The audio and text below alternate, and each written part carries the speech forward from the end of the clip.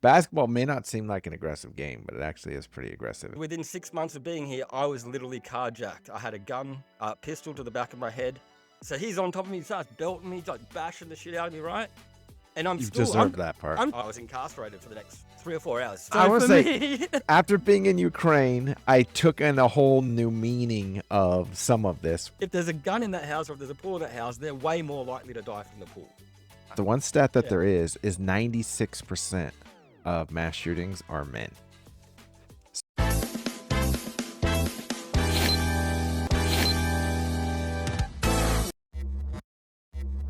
You know, I forgot last week, I didn't tell you, but I got another basketball black eye. Apparently it's more prevalent. I guess I used to, and I forget about it. Yesterday on a call, someone was like, "What's up with your eye?" I was like, "Huh?" And I'm like, "Oh, yeah.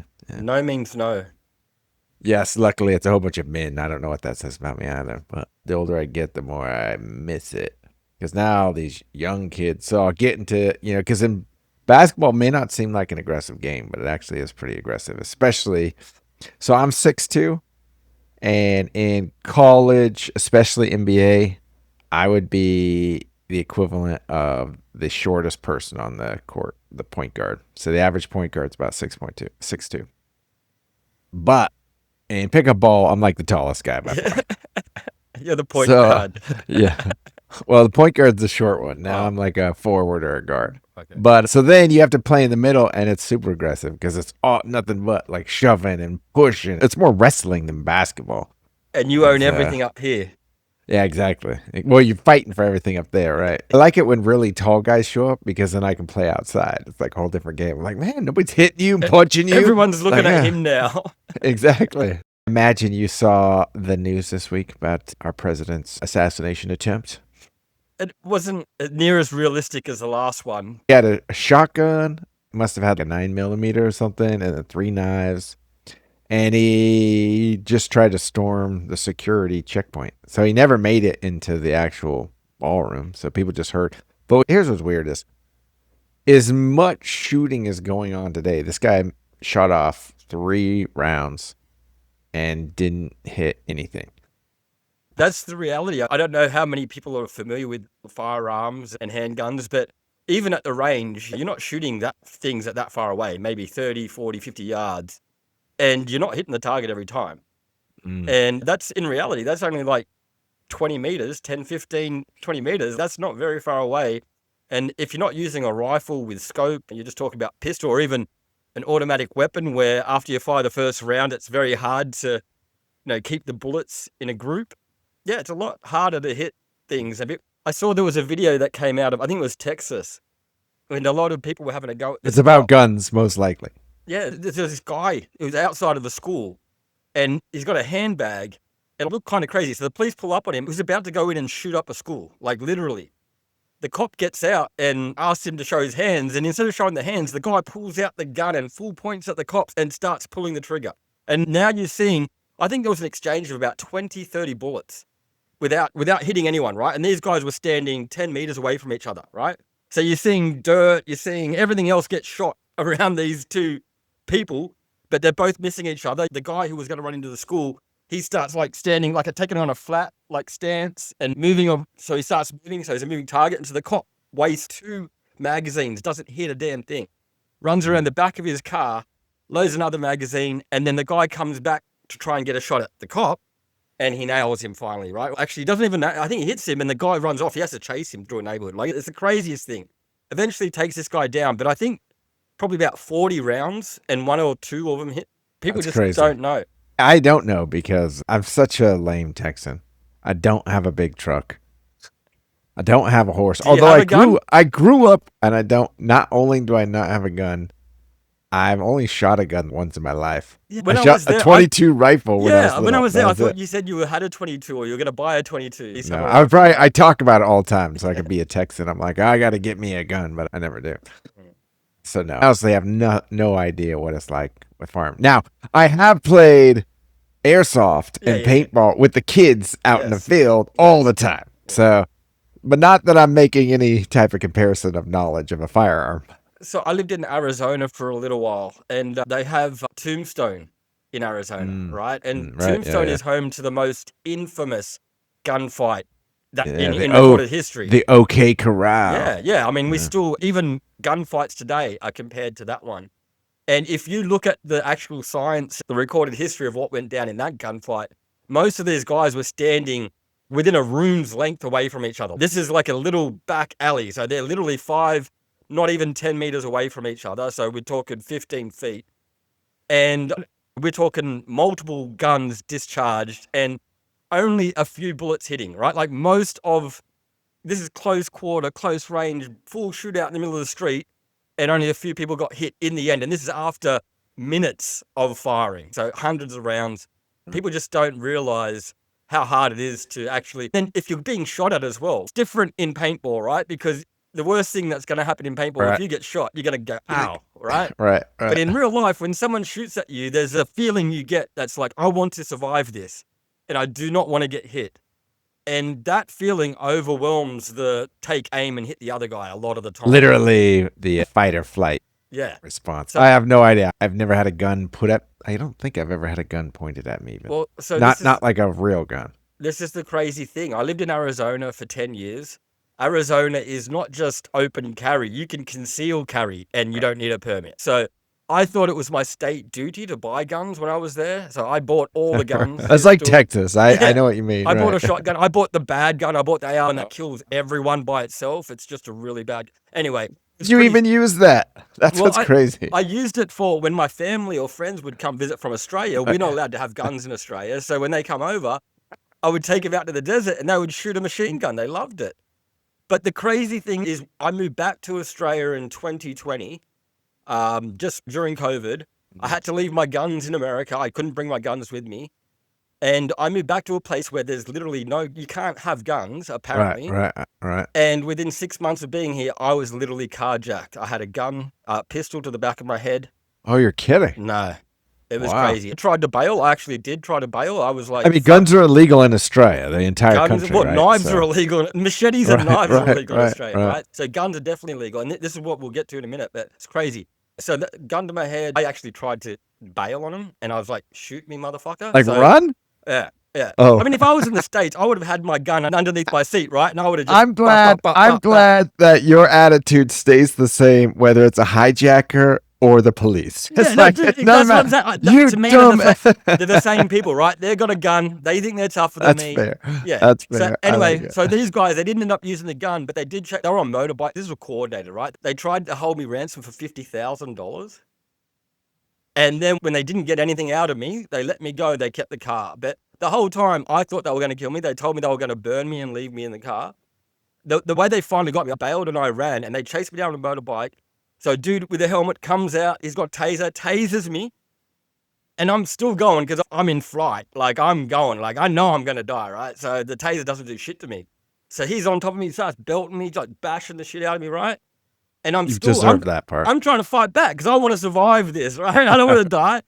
And so the next thing I'd feel is this blade pressed into my side. And so I stopped. And at that point, I was incarcerated for the next 3 or 4 hours. Felt like an eternity. But the crazy thing is, I expected that to happen in America. As an Australian, guns have been banned here for 30 years. And 30 years almost to the day. And that's ever since, what's the guy's name? He dressed all in metal. No, that was Snake Kelly. That was a long time ago. So that was our first, that's the second most famous. That was the first mass shooting in the world, right? I think it beats the Austin, Texas one, which was like the US one. A good example of police corruption and brutality as well. But anyway, 30 years ago, Australia banned guns because there was a massacre in Tasmania. So there was a crazy... Oh, that's right. It was Tasmania. 20-year-old person. Right. This is 1996. April 1996, 28th of April. And this is what's crazy, too, because it's very kind of contemporary still. He was against immigrants. And so the official narrative is that he went to a tourist spot in Tasmania and he killed 35 people by himself, apparently. It lasted all day, pretty much, the siege. In a very high tourist spot. So that's why he was able to kill so many people. And because of that, the knee-jerk reaction in Australia was to ban guns completely. If you look at the stats, they say that they win, and even America tries to quote the stats from then on. Apparently, we have the lowest gun crime in the world. That's because we don't have guns. But if you look at the knife, the reason why we have knives are illegal and machetes are illegal, like we can't use kitchen utensils in Australia because we can't be trusted with them. And you can take away guns, but there's still got to be people murdering each other, you know? Right. And even we still have guns here. That's the crazy thing. So I was still held up in this country that has no guns. I was held up. That was Sydney. Did that happen in Sydney? No, this is in Queensland. You're kidding. Wow. No, crazy. Man. Yeah, and again in Queensland, this is crazy. So 30 years later, to the days, the same week, they seized 30 3D printed Glocks in Queensland. So even though the guns are illegal, the technology now is beyond the laws, right? So people can print these guns now. And the Glocks, this is what our Australian police force and our state, this is like high-grade assault pistols, right? And some of these are even fully automatic. And they're being 3D printed and, you know, there's no licensing on the black market. There's no... Well, it brings up those arguments where putting in any type of law just makes honest people less protected and the dishonest people are going to have guns either way. The reality is we had guns for 10 years while we lived in Arizona. We had guns in the house the whole time. Everyone else had guns in their houses. You would see people driving around with guns on the back of their trucks, right? And the whole point is I never saw an instance of road rage in Arizona. Really? No one ever broke into my house in Arizona. Okay, I've lived in other states, and the states where, like, I lived in Florida, and Florida's different. Like, the guns, it's more like LA, that they're really trying to keep guns out of criminals. And so a lot of people can't have guns themselves. You can have them in times of emergency. So if there's a hurricane, you can have a gun. But it's definitely necessary in a hurricane. But tornadoes for sure. Without the hurricane, you can't have guns in Florida. And so I had people breaking into my house regularly in Florida, and you have road rage all the time and assaults happening. And I'm not a gun advocate. I just believe that if there's a bigger person than me that can hurt me, I feel like a gun is the equalizer. But isn't that where it starts in the U.S. is really it's a defensive measure that people quote the Second Amendment all the time. And the Second Amendment, although it's got a part in it that is to bear arms, I'll read it here. A well-regulated militia being necessary to the security of a free state, the right of the people to keep and bear arms shall not be infringed. But I always find it strange that I know Supreme Court has ruled 2008 and then again 2022. It says, no, everybody has the right to bear arms in the name of defense.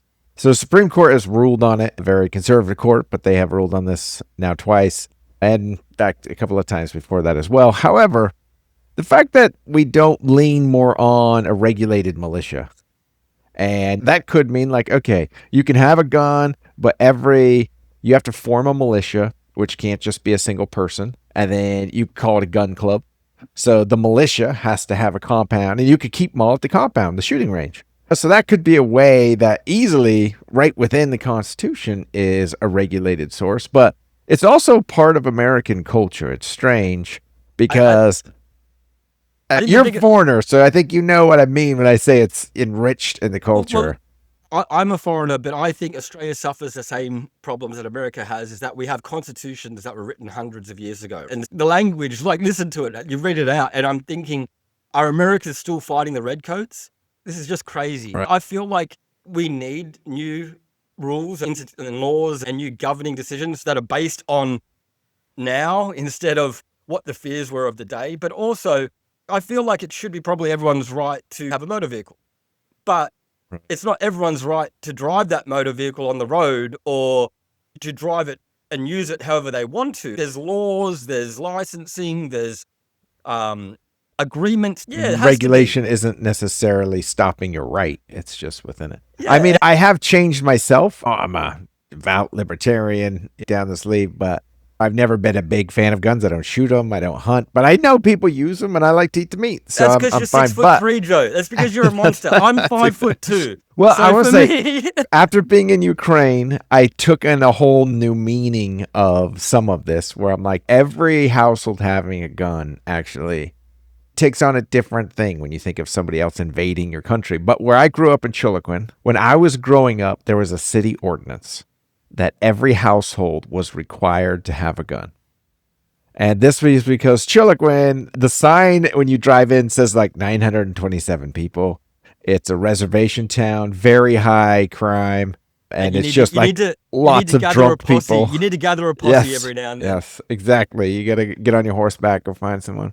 So it was more of a deterrent to say everyone's got a gun, so you better not break into anybody's house. We did have a gun growing up. My father had one. He never shot it. I don't even know if he had it. It's from his childhood. It was a You little don't know if it was 22 real. rifle. Yeah, really don't know. We never pulled it out or anything. Sadly enough, we as kids would always go in and play with it, of course. It was because he wasn't a gun man, he didn't have a gun safe, but I think he had that magazine or trigger something removed from it. But nonetheless, there was a gun there, and everybody in the town had a gun for preventative or defense. So it doesn't really offer the defense. I mean, I know the quality, because what's weird is gun violence. This goes back to your point about how hard it is when you're shooting someone to actually hit a target, especially if it's a moving target. And strange stats, but this fits into it. In 2021, we had a spike. There were 48,000 deaths in the U.S. from, let's just call it gun violence. And then it has dropped down. And so now it's about 46,000. But 60% of those, and it was much higher during 2021, but 60% of those right now are suicide. So it does tell me, is there actually more gun violence? But So it's harder to hit. So the people, I think it tells you that there's more jumping off bridge in other places. To me, the gun is a tool. And if you're on a farm, I feel like a gun's necessary, like anything else that you need, because coyotes. the town is how far away. And to me, a machine that can force a projectile out at a certain speed that can create that much power, I feel like it's a useful tool. Whether it's for getting food or defense, or there could be a million ways that you could use that kind of power as a tool. And unfortunately, when we hear guns, we don't think of it as a tool. We think of it as a weapon that kills. You find out how many people in the U.S. have guns. It sounds like they're all a bunch of tools. If you look at the odds, so when I was in Arizona, there was parents, and these are the crazy, I think just moved from California parents, right? So they're definitely not Arizonan. They hate guns, and they wouldn't let their kids over my place because I had guns in the house, right? You have guns in the house. But they would let their kids go over to houses that had swimming pools. Do you know how many people die from swimming pool in the States? Or a trampoline. Yeah, so a kid going over to play at a friend's house, if there's a gun in that house or if there's a pool in that house, they're way more likely to die from the pool. But that brings up a point. How much of it becomes political and how much of it becomes like, let's actually find a compromise? Because remember when we talked about COVID and the face masks eventually represented like, this is my political stance. It no longer has to do with any illness or spreading an illness. It's like, this is my stance that we all should be beholden to it. Gun control is the most polarizing. It and abortion are the two red herring arguments that I think that you can always bring up your base either side. Right. So if you're on the Democrat side, you can say, we need gun control. And all of a sudden, like, yes, whatever you say, I'll do anything as long as we get that. And on the right, you get the opposite. Like, they're going to take our guns. You're like hell. This is what's hilarious. And this is, I think, the start of the schism between real liberalism and real conservatism, because the Democrats, the things that they're going to die on their hill, the things that they're recognized for now are very conservative things, like wearing a face mask and gun control. And the things that the Republicans are going to die on that hill are guns for everyone. I can not have anything on my face and I can do whatever I want, which is very liberal. Extremes that make no sense. That nobody actually is like, that doesn't seem. This is where the larger problem happens, and the tribal confusion and mental gymnastics and cognitive dissonance that happen in the left and right in America right now is they're not liberal or conservative anymore. They literally are just, what does my leader say? And I will follow that. And even if our party was traditionally liberal, we will use that to say how good we are because of the things we've done in the past, but yet we won't think about anything that's going on in today's time. I don't understand the mental gymnastics that many politically aligned people have to go through in order to stay faithful to the tribe. Yeah. Give you some stats again. There are an estimated 400 to 500 million guns in the U.S. Only 6 million of those are registered. That's 1.5 gun per person, illegal or not, and baby or not. Every person has at least 1.5 guns, and only 6 million of them are registered. So that's pretty crazy. That's are the 6 million registered by Democrats? They're limited to states, because some states it's not required to register. So it's more about the person having to get a license versus the gun itself. So guns are, very few of them are actually registered. In this vast survey that's pretty interesting, 32% of adults say they own a gun. So 32% of adults. 40 to 50, which is a pretty big margin, but nonetheless, somewhere, let's call it 45% of households say they own a gun. So what that means is if like, okay, a third of the country individuals say they have a gun. Almost half the households say they have a gun. That means that they have a lot of guns. So if you have one gun, you have a lot of guns. You don't just have one gun. So there's those who have none and those who have a ton. I'll tell you why, because you're either against them or you're for them. If you're against them, you That's don't know. That's that bipolar. Yeah, right? And if you're against them, you don't know what guns are actually useful for. But if you do like them and you're not afraid of them and you don't think of them as only killing people, then you realize that they're tools. And like all tools, like if you have a ratchet set, if you have a spanner set, you need different sizes of spanner, or you need different in your toolbox. It's not all screwdrivers. Some are flatheads. Some are, you gotta have a tape measure. With guns are the same. So when I had guns, and I understand the stat, most people who bought one gun will buy at least another gun or another gun, because my first gun in the States. Did you have? Do you have a pistol? I'm trying to remember. AK-47, you already said, right? No, that's a fully automatic. The AR-15. Right? I believe. The AR-15. That's right. I believe the first the gun assault I rifle bought was a shotgun, a 12-gauge shotgun. A single barrel? No, it's pump action. Gotcha. And it's because it was cheap. I think it cost like $200, but it was solid. It was Mossberg. It was a good brand that I recognized. But the week before, I had been in the desert and I was shooting one of my uncle's guns, and we were shooting clay targets. So you throw the clay into the sky and then you use a shotgun. Now, unlike the pistol, and I've used pistols and I've used rifles, unlike the pistol, the shotgun is a lot more forgiving. So you don't have to, like the shotgun. You mean as far as aiming? It's not a bullet. It's like spray, right? It has a bunch of pellets and they get the spread gets larger the further it goes. So with a shotgun, you feel like you're a good shot because you can actually hit a moving target. So that was why I got the shotgun for the first. So if you miss a clay pigeon, you're, Well, I mean, I've actually heard it's really hard to shoot the clay pigeons. So it depends on what kind of shot you're using, right? So I was using like a buckshot, so it spread pretty good. So as long as your dot was on the orange thing and you pressed the trigger while it was still within 20, 30 yards. Now, did you actually go hunting? No, not with the shotgun. Or this is just this is fun. What's funny. So I used to go hunting in Australia before guns were illegal. So I used to go conservation shooting, we used to call it.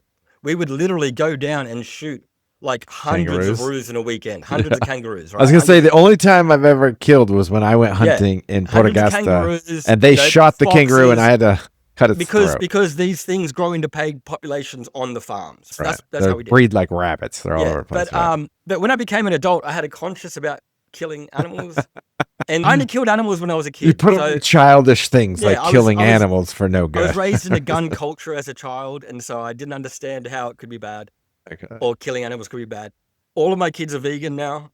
so I'm not allowed to shoot things. Karma has its way. I chose not to shoot things. And so by the time I got to the States, I looked at guns as tools and as toys for playing with when friends come over. We do target shooting and tools. Even in Arizona, people say that there's dangerous animals in Australia. All right. Americans are afraid of things here. I lived in Arizona where there's literally things that will kill you. They have bears, lions, rattlesnakes, and even these things like little wild pigs called javelinas. They will fuck you up. Yeah. So, the wild boar. So I would not go walking or hiking without a gun. Yeah. Okay. And so because measures. I've been stuck out there before without a gun, and you haven't given a reason for animals to defend myself. Yeah, but you haven't given a reason for multiple guns other than a shotgun. No, this is what I'm saying. So a shotgun is so one's for safety. A shotgun is not good. Or you're like, you pull the shotgun, then you have enough. You got to pull out your pistol. You got to do it. Then if that doesn't work, then you go to the. So once you start using the shotgun, Joe, you realize that it's only good for shooting clays, right? Or only good for shooting ducks or birds, because anything bigger than that, it won't kill unless you're at point blank range. So it just wounds them, but it won't stop. Yeah, because it's spraying out, and it's more like a bunch of BB guns. It's more like being hit with 100 BB guns, right? So if I shot you with a shotgun, unless you're in my house, if you're out on the street, you're not going to get hurt. Yeah, I'm good. If you're in the house, you're dead, right? If you're 5 meters, 10 meters away from me, there's going to be a hole. That's the distance. That's the difference. But so my next gun, I think it was a pistol. because that was give me a little bit more range, but also Mm. I could actually carry it with me, put it in the car. The shotgun's a lot harder to carry around Walmart. So I would go to Walmart because you got to remember, I'm an Australian moving to America. I'm afraid of America, right? Everyone's got guns and they all want to kill me. So for the first year or two, I literally went to the shopping center with my gun. And I also moved over there just after a bunch of there was a cinema shooting. This is how we get a bad rep. All these foreigners come here afraid of us and scared of the situation. They're the ones shooting everybody. I was going to save everyone from the trans shooter. I looked into that stat. Yeah, there is nothing based around the transgender mass shooters. The one stat that there is 96% of mass shootings are men. So men pretending to be women pretending to be men. Men. There is one case of a woman who was pretending to be a man, but all men. That's the one thing you can guarantee is they're all men. And what's also strange is the largest majority, of course, are white males. But that's because white males are allowed to buy the guns. Well, since COVID, the stat has changed. More women now own a gun and more minorities are buying guns. So it does make me wonder if you have a whole bunch of minorities now that become really into guns, will white males all of a sudden start fighting for gun control? Makes me wonder. But nonetheless, we'll see. Right now, it's still the majority that it's a rule trend for white males to have a gun. But if you look across the world, there are countries that have instilled gun control. Japan, Canada, UK, Australia, name some. And there's quite a few throughout Europe. And they have seen, but as you brought up, just to say that it's brought down gun violence doesn't mean it didn't bring up some other kind of violence. And the US is unique in that our suicide rate is astronomically high. For developed worlds, we have a really high suicide rate of gun violence. I don't know because I've never tried shooting myself. I don't have a gun in the house because I imagine what would happen is I would probably end up shooting myself by accident. There's been some compromise in the country, like guns for the most part. The highest level is now federally regulated, and it's really down to a background check. Again, to register your gun and more of the other stuff, it's really state rules, like where can you have a gun and what can you do with the gun, the state rules. But as far as a background check, it has gone to the state level. And basically, you're not supposed to be insane. A lot of our recent mass shootings have been people who have passed a background check and still been able to get a gun. But that seems to be the limits of compromise. And there's all kinds of variations that have been out there for gun control, but no one seems to want to budge on either point. And so instead of actually coming up with anything new, we have zero solutions. And that's where we stand. We just say there on the left, it is no guns at all, or we won't accept anything but it. And on the right, it's absolutely my gun. I can carry it to the coffee shop. I want to be able to eat with it. When you become a real Texan and you apply for a gun, okay? So how do you, because you've never done this before, right? So I'll tell you what will happen. You'll go into a gun store, you look at the firearm that you want, someone convinces you to make a purchase, you'll say, okay, I want that one, and then... Now, I did just get my government background check thing, and it was weird because the place I went, I walked up and it was a gun store. And I was like, am I in the right place? Like, oh yeah. And then just go around the back. And I go around the back and you have to walk through just all the guns. And it's just quiet. And you go in the very back and there's a guy who's just doing fingerprints and he turns it in. But I'm like, oh, I see how this is like a one-stop shop for... So I guess I can't speak on Texas, but I can speak on Arizona. So when I bought my first firearm, I only had to be in the United States as a permanent resident for 3 months. Mm.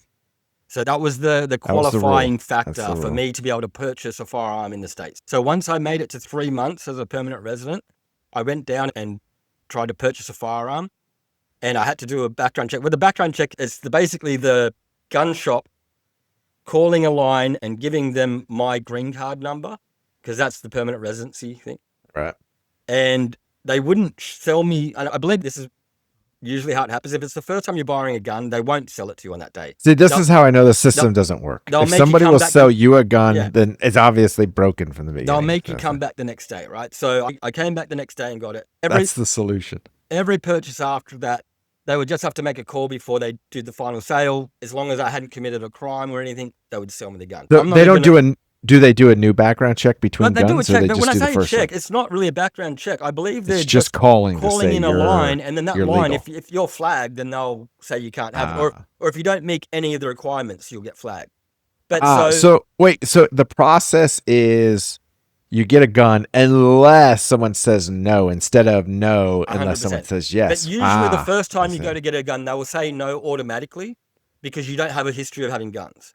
So they'll make sure that you come back tomorrow just so. So that's the waiting. Like, okay, you and your wife had a fight, settle down. I think that's just to make sure you're not buying a gun in the spur of the moment to go kill someone. Gotcha. So they'll make you come back the next day. But if you've already got a gun, they won't make you come back the next day. They'll literally just call up, okay, no red flags, you can have another gun. Okay, boom, you can have a gun.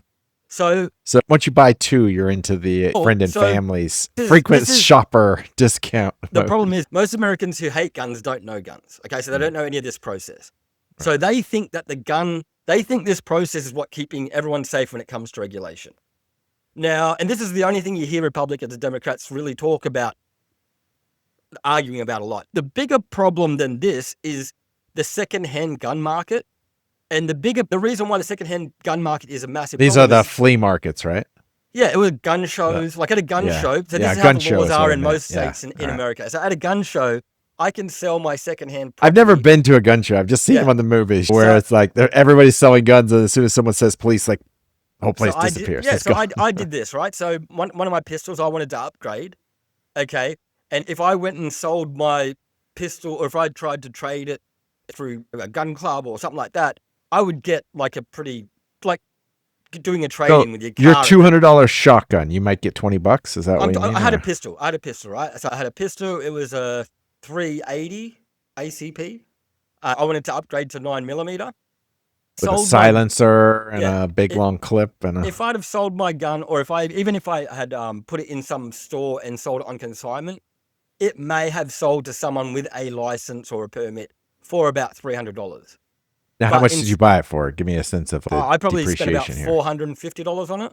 Okay. So I would have lost money selling it secondhand. You lose about 25% at least. Yeah, but instead, I went to a gun show and I sold it privately for cash, and I got like $500 or something for You it. made money selling it in the gun show. Because people will pay more for a secondhand firearm at a gun show because there's no record of the sale. You don't have to do a background check. If it's secondhand property, there's no record of the sale. There's no background check. And so I can take cash and sell I just have to record the sale that I sold it. I don't have to record who I sold it to. I don't need to see his ID. There is no laws that require me to do any of that. I can literally sell my secondhand property to anyone. You need to make sure you're selling it to someone over 18 or 21. I don't know what the law was. Like, it was an old man, so I guess I probably broke the law selling I didn't check his ID. She looked like an adult. But what I'm saying is that this is happening every weekend in Texas, Arizona. Right, I know they're everywhere. And so when you talk about 500 million firearms and only 5 million being registered, that's the problem. The 5 million registered are the ones that have been bought brand new in the last 10 years. Every other firearm, there's another law in America. So you can't buy an automatic weapon, right, without a special license in America. But if that automatic is that both semi and fully automatic? I'm talking fully automatic. Right? Okay, yeah. But if that fully automatic is older than 30, 40 years, then you don't need a license for it. It's grandfathered in. It's grandfathered in. And this is the problem with America, is not so much having laws or not having laws. It's agreeing on what laws matter, because a lot of Americans are afraid that if I register my guns, or if the government knows who's got the guns, and that's the government's going to come for first. And so because they're afraid of having a record of where their guns are, they would just rather have no policing, no regulation on firearms at all. And that's why we get to the two-sided debate of guns for everyone or no guns. And then you even brought up before 3D printed guns. Even with regulations, now there's the ability to print out these single shot 3D printed guns. And it would basically be impossible to regulate these because no one's going to register or go through a background check if they can just print it out themselves. And the truth is, again, we're going to break some normies' brains here, but even guns before 3D printing, if you knew how to use a lathe, if you knew how to use metal, and you're saying you could make one. I'm saying, yeah, that's how an armorer is just someone who uses metal to See, create to where build I guns. grew up again on the reservation, there was a kid who built a gun. It looked just like a gun, and his father was a mechanic, so he built it all out, and he blew himself up.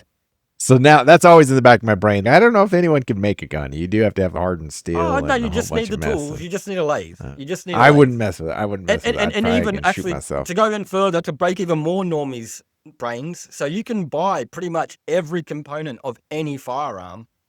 You just need to have the license for the receiver. Like an AR-15 in America, anywhere in America, without a background check, you can literally buy 95% of that firearm, and that last 5%, which all is the just parts. which is I have just heard the hand, about this. which is just the hand, just the receiver. I have heard this. Right. That's what you 3D print at home, and you've got Crazy. your firearm. And so, Right. yeah, I mean, people it's just the don't realize how loopholes, easy right? it is. But what if there's this idea around insurance? And I love insurance. I think insurance, I'm all over. I am a Can't have whole wealth life without insurance insurance. player. Wealth Exactly. does not exist without insurance. There's this whole insurance world out there. And you think of everything else that is dangerous and creates liabilities, right? You said swimming pools, cars. Yeah, these are very common. You drive around, you hit somebody, you should have to cover the cost of doing it. Somebody else even steals your car. There's this basis to cover the mess of which is caused from the automobile world. And even I got into a hit and run a while back, and they hit me and it rammed me into the side rail, right? And what I found out, and the thing is, the city has just a boilerplate charge. If you hit a rail or a barrier or something like that, they're just like, oh, here's how much we charge. So the insurance had to pay, I don't remember what it was, but it's like, oh, how many feet were hit? Then it's like $1,200 a foot or something like that. They have some price. But that insurance is built in to cover all these massive events. And to me, it sounds like a compromise. I get that there's some arguments on all sides, but the argument that I understand that covers it, I was like, all right, everyone, you can have all the guns you want, every gun you want, but you do have to have insurance. And then you say, okay, and insurance is going to come down to how expensive is your insurance? Your insurance is going to be cheaper if you've taken gun safety, if you know about guns, if you have a gun safe that you're going to keep your guns locked up in. Okay, so all those things would help lower your cost of insurance. And then the higher insurance, of course, is going to go to the ones that don't know anything about that, and they leave the gun laying around the house that the kid gets. And then there's this massive insurance pool that goes in to cover a lot of the costs that go into mass shootings and various things. So now you have this huge pool of insurance that at least can somewhat compensate our society for what basically comes down to about 30% of society's gun ownership that gets taken out. So if someone steals your gun, there's insurance on it to cover if it comes down to that gun. But why doesn't anyone embrace this insurance idea? Because that's the thing. Because they're so polarized, each side, they don't even look at any of the subject matter or substance of what firearms actually are. You raise a good point about cars, but even house, you've got to have house insurance if someone hurts himself on my property. You know, and I imagine any kind of, if you have a farm machinery or any kind of, industrial equipment that could harm or damage people, I'm sure there's all kinds of, they have to have certain labels, certain colors, all these things. If I was a car owner and I left it out in the street with the keys in it, with the windows down, would insurance cover me? Right. So the whole point is that not even get to the point where what is a firearm and how do we make it safe? And that's the problem. We need to get to that. We need to get to that so we can regulate it, so we can make sure, like, you should not be owning a gun unless you can show me that you're going to lock it in a safe. That would be my part of my regulations. I'm okay for you defending your property and having these tools to make your life easier, but make sure your kids cannot kill my kids with it by accident. This is basically, it's called moral hazard, right? Moral hazard is the ability to balance a externality that happens in a market and somebody able to balance their own risk. So if right now, if you can get away with a gun and you're free of any risk, it's like, well, a gun's a tool. They used it poorly, even though I'm the one who supplied it, made it readily accessible. It's not on me, right? So those who are against this idea of insurance, they'll bring up lots of arguments like the insurance companies are now regulating. So the poorer you are, the more rural you are, they're going to make your insurance be so outrageously high that they can control you. And I don't think that in what insurance market has that ever happened? I feel It's like the it does. opposite. I feel like it does happen sometimes, Joe. But it's the insurance companies have to cover their margins. But the thing is, if you're living in a dangerous area and you have a firearm, there's more likelihood that you're going to use that firearm. So if you're poor and you own a firearm, it's probably going to have higher insurance. If you're living in Bel Air and you already have private security stopping people coming into your neighborhood, then the chances of you actually using your firearm on someone are going to be a lot less. I think of auto insurance. Auto insurance, they But make that's because so rich many people buy $1 million variations. car. Like if they were, if a rich Exactly. person, but if a rich, like, so not all rich people, I think Bill Gates might drive around in a Subaru, or Warren Buffett definitely does. Warren right? Buffett definitely his 1980 Cadillac, right? Yeah, so Warren Buffett, right? So I bet you his insurance on his car is a lot lower than anybody else. Yeah, but I see there's the advertisement for the army guy, and he's selling $10 car liability insurance. They're giving insurance to anyone. The state of Texas has made its own insurance pool for those who But how good can't is get that insurance because they're insurance? such bad drivers. I don't know if that's real insurance. That's qualifying insurance, right? That's to make sure that you're legally on the road. But if something happens, what's that insurance actually going to cover and pay for? But many also argue that's nothing more than a tax, right? It's a tax and it's a constitutional right, so you can't tax us on a constitutional right. However, isn't that what the 16th Amendment is? It is literally an income tax. I think we're being taxed right now on our income, on every part of our income. Taxes, that's the biggest joke in America. I'll tell you why. Because the people that complain about taxes, what I'm saying is half the people don't even pay taxes, right? Yeah. And so the only people that really complain about the taxes, lowest 50% do not pay. They pay 3% of all income tax. So the only real people complaining about tax in America are people with money and wealth. And they are also the people that they're the reason why you need insurance. If someone's going to get robbed, it's because someone has a lot of stuff. But to take the tax argument, if I have a house and I don't pay my property taxes, they take away my house. They will auction it, sell it, get their money, and leave me what's left if there is anything. So how does that differ if I have a gun? Because that's a different question. Because we have tax here, like one of the craziest taxes we have. I don't know, like, so I love drinking beer, but I cannot afford to drink beer because the beer Not even VB? I'm telling you, Joe, my dad was teasing me. He went to Japan last couple of weeks ago, and he could buy a beer there from the bar for $2. $2 Australian. You went to any bar here, the cheapest bar you could buy a beer would probably be like $8, and that would be like a watered down beer. I'm telling you, beer in Australia is $8 now, and I think it's because 75% of that is tax. So what I'm saying is, I think there is taxes that probably do fulfill the insurance need, but then there are other taxes where the government's like, we know people want to drink alcohol, we don't want them to drink as much alcohol, we don't want them to smoke as much cigarettes, so we're just going to tax the shit out of this as a way of discouraging people to use it. Even petrol. We were paying petrol $4 a litre. Well, California does 2 weeks ago. Now we're paying $1.80 because the government, not because we've got more fuel, not because there's not a fuel shortage anymore, not because the war in Iran got sorted out, but because our government decided, okay, because it's hard, it's too much. Let's take away the fuel excise tax. So what I'm saying is most of these taxes aren't real taxes, Joe. They're literally the government. That's what I'm saying.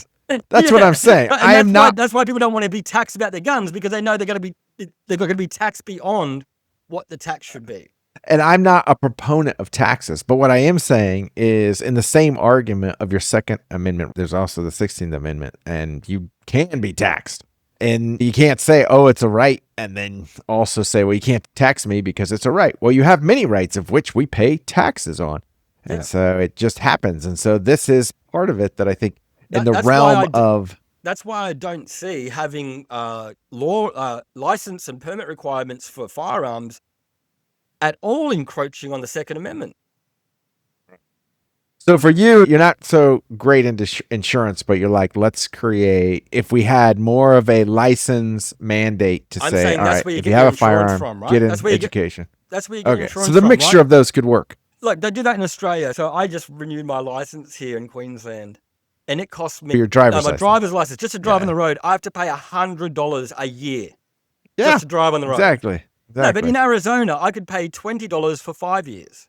Oh yeah, there's cheaper So what tax. I'm Nobody saying- wants to live in Arizona because you I'm got to pay saying- the air conditioner tax. I'm saying make the permit most of the insurance, right? That's what's for, okay. right? If you're going to charge for regulation, if you're going to charge for licensing, I see. use I it see. to make the regulation safe. So you're saying it's a flat insurance, but instead of being a private regulated I'm saying you can insurance, still have insurance. it's a government. So you that's- say, it's there's smart. a $200 fee every year to have your gun, I'm and then you saying, can still have your gun, but that money goes in to support I'm gun saying if issues. I'm poor, I'm going to buy a gun, but I'm not going to worry about insurance for the gun. Because even if I had insurance, I've got nothing to lose anyway. Why would I pay Right. insurance? But if I'm rich, But that's if but I'm that's really rich- the name of but the if I'm game for rich- insurance. If I'm rich, I'm smart enough that I know that I don't want to buy a gun and have this take me down, so I will buy Right. insurance. Right. But isn't that the whole idea? That's why insurance markets work best if everyone has insurance, because the only people who will naturally get insurance are the ones who are sick, right? This is health insurance. The only ones who will get insurance are the ones who are sick. And if you're healthy, you're not going to get insurance. So the only way it works is to mandate this insurance. So it'd have to be. That's not true. But I could see where people could sneak around because this isn't health. That's This is like auto. No, And a lot of people drive around without auto insurance, yet the insurance the way market that still covers it. Mandated insurance is ridiculous. I lived in America when they brought in mandated insurance, and I ended up having no insurance that I had to pay for because I couldn't afford real insurance anymore. So before the mandated insurance come in, there was actually insurance that I could afford. There was multiple layers of coverage, and I could even choose the coverage that pertained to me. After mandated insurance came in, it was more expensive. I couldn't get the coverage that I actually needed, and I had to pay for coverage I didn't need. Now, And the that second one, I and that imagine, was- is right. That was but- because what you're saying is, as an insurance company, you don't actually have to want to pay insurance ever. So you want to make it law that everyone who's never going to have a claim needs to be insured to cover the people that will need a claim. Well, that's the general idea of insurance. This is how insurance should work. Back in the day, if I was a ship merchant and I had to take a ship down to the West Indies, I would have to pay insurance. But not everyone on land who didn't own a ship would have to pay insurance for my ship. That's not how it should work. That's because the liability is the ship itself, right? Yes, So the and- ship and- crashed. So who loses? In So America, who loses? in America should be the same thing. People who don't own anything should not have to pay tax because they've got nothing to lose Yeah, or but nothing to get taken. let's be clear. Like the ship is the ship owner and his liability, and maybe the gypsum slipsum that fall up on the shore, right? So maybe that's the liability. Or if the for boat doesn't shipper. come back, right? But- So he can get a new boat. In this case, we're talking about guns, which are being used everywhere. You were hijacked. They can be used anywhere and everywhere. It impacts all of us. We are the shipwreckage. It's now impacting all of us. This is why an insurance policy to cover overall liability has to say, okay, we're not all on your ship. I'm just staying at my house. And now I got the impact of somebody having a gun But is you- right here at my house. You're missing the point. I don't know how to explain this more clearer, but people who have nothing don't need insurance to insure them from losing nothing. I get that no one has insurance, but that is No, the but point, I'm saying right? they don't have anything anyway. So the only reason why insurance actually matters is if you have something to stop you from losing something. But Fair. if you don't have anything to lose, you don't need insurance. But people do have their life, and their life is what's at risk to be lost here. So, for instance, the president's assassination. The guy came through security. Thank goodness he didn't hurt anybody. He got 3 shots off and didn't hit anybody. I think but the Secret Service he could have hit themselves, and someone. I think there was some friendly fire, I think, amongst the I security imagine. detail. I'm actually shocked that he didn't get shot, because had he gotten shot, I would have said this is absolutely a conspiracy, because Trump was just in Hungary and or Vance was in Hungary, but Trump was championing for Orban, and Orban they discovered that a message from Putin who said, hey, fake an assassination attempt to get reelected. So I would not put it past Trump. Well, it being got him like, elected. It my got him rates are elected. so low. Let's Midterms have are an coming in. assassination. Yeah, I mean, he's So- tried everything else, you know. Right. So similar to healthcare. How does healthcare, it costs us all, because people who end up in the emergency room, they're going to get cared anyways. And so that all ends up on the government to have to pay the excess, and the excess is through Medicare, and Medicare is being taxed on us. And people pay that one because it is part of payroll tax. So it's the cost that's inherent to all of us. That's why it's like, all right, we're all liable for this if nobody else pays. So we should all have to have insurance cover it. Same thing with gun control. These guns are everywhere. And if they're everywhere and we don't have a right, like if I could opt in and say, okay, I want to be part of those who do not have any violence done to me by gun control, that would be amazing. And I put a sign on my door like, can't shoot me because I didn't pay the insurance. You can opt out by not owning a gun, Joe. You didn't have a gun and you got bugged. I know, but what I'm saying is you can't. How did you opt out? You can't compare it to medicine because medicine and health is going to affect everyone anyway. It's got nothing to do with guns or laws. They're the same though. No. You can randomly be selected. You cannot. No, you could literally make a law that would ban the manufacture of firearms. You can't literally make a law that would ban the manufacture of disease. People are going to get sick and need a doctor, and that's the problem. So even with the cost of health, the reason why we can't afford free healthcare is because doctors want to get paid how many $1 million a year? The whole system is a rort. Do you know how much it costs to keep someone in a medicine, like in a hospital bed overnight? Like the amount of money that they charge for these things. I don't know how much it costs, but how much they charge us. What about getting an ambulance? What about getting an ambulance instead of an Uber? It's like 10 grand. So what I'm saying is, and the only reason why those numbers are there is because of insurance, Joe. Because real people aren't paying that. Insurance companies are. So your whole argument, you're saying inflates another problem. So you're saying maybe there's a need for insurance, but once the private insurance comes in, it becomes like a rigged system, and then it's just rigged. a way to 100%. Insurance is a business game. It's not actually insurance anymore. But that's also why I believe that if insurance came in as a private market, they allowed it to exist as a private market, anybody could get insurance because they would do it. Insurance would be everywhere, but it would also leave an entire industry with a massive amount of money liable for most of what's going on. And now all of a sudden they would champion all kinds of stuff. So instead of trade shows, there'd be like massive, like, hey, gun trainings and like, hey, let's have a shootout. So all of a sudden you get a lot of people are being supported in the market to become more educated about guns, how to use them, what's the safety. Gun safes would now become a monstrous thing of which would come maybe even free with your special insurance package, like, hey, bundle and save. And so now it comes involved. All of a sudden, guns with trigger united things or where their fingerprint, things like that there's a ton of money to be invested in that because now these insurance companies, they don't want to pay out a single policy. So the more they can ensure that there are zero, which there won't be, but the more they can try to find zero liability, the more they keep. So there's a lot of money out there now to support an entire ecosystem of trying to manage this entire gun world. I'm with you, but the problem is though, so all of this damage and whatever that's being done with the firearms, they could be done with any other tool. And so that's the whole problem is a lot of the liability that like a hangman loose, like the ultimatum. It's not the liability of so if you buy a Ferrari from Ferrari and then you take that Ferrari and you drive it through a shopping center and you kill 10 people, there's no way Ferrari is liable for that because you could have used any vehicle to do that. Fair. And same with a firearm. And people don't see that. That's what I'm saying. People treat a firearm as if it's its own entity, like it's a real thing, instead of being another tool or mechanism to get something done. And it can be used and abused and misused. And what I'm saying is, I'm sure there should be some liability. If you're using a gun and it discharges more than one bullet and it ends up killing someone, then that for sure that company should be liable. But if someone goes out to do something and cause harm against anybody else, they could do that with a fridge.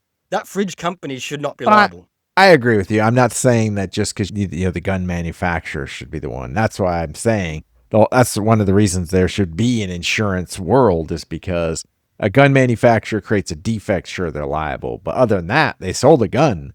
They shouldn't be liable for what happens to that gun. But there should be it's an externality. An externality is when the best one to think of is like the paper plant company next to the river and they're spewing out all their garbage into the water. I feel like that's an externality in the market. I feel like that's different because I'm selling steak knives. Should I be insuring that too because they could be used as a murder weapon? Well, if there's enough of a causality. Or hammers or baseball bats. Well, if externalities come from it in such a way, the market doesn't support it. So yeah, that's what these markets are designed to do in externalities is to say, all right, let's create a market for it because then that marketplace helps adjust itself. So. I think I agree and disagree on some of your things, but the parts that I do agree on, I think regulation and insurance, if you want to call it that too, and having some kind of liability associated with the items use of, I think is part of what needs to happen. But I believe that everyone should have a gun. Well, not everyone. I believe everyone that can be trusted with a gun should be allowed to have a gun, right? Trusted and wants one. It's like a car. I think if you can't just give some people cars and other people cars, right? Anyone that can use a car within the rules of how it should be used, if you can learn how to drive it and if you can operate it safely, that should be something you have access to. I feel the same with firearms or any tool, as long as if you need a bobcat or a tractor to fix up something in your backyard. I feel like anyone should have access to that. You might need a license or a permit to use your forklift or whatever. Excavators I can get behind. I have 3 of them. And I love exactly. Do you have a permit for that? Do you have licensing or that's more dangerous in my mind. That's more dangerous. Else's house. I only break my house. What's the insurance on your John Deere? Like, to me, that is way more dangerous. They are actually John Deere's. Yeah, it's way more dangerous than having a firearm, right? But there's not a lot of casualties going out from these excavators. But I want to see that stat. Let's look up how many people have died from excavators. I'm afraid to look this up. I'm afraid to look it up and find out. I think that'd be pretty close. I think you'd be surprised how many people die from vending machines. Really? Wait, after they eat them, like years later from heart disease or actual injuries? No, literally dying from... So there's more deaths from vending machines worldwide than there is from shark attacks every year. What? All right. Well, shark attacks I can see. It's because someone pays for something from the vending machine and doesn't get their product, and so they shake it. They break the glass. Literally, no, it falls on them and it crushes them and they die. Yes! Oh, that's This is a real thing. Like, it's top heavy, Like, it's like you don't shake the vending machine. I think they've even got signs on it. I do tell people, sugar will kill you. Sugar will kill you. See? Well, heart disease is the biggest killer. Sugar will crush you. Heart disease. I like it. You heard it here, folks. Hostile dysfunction. Until next time. We'll talk to you later.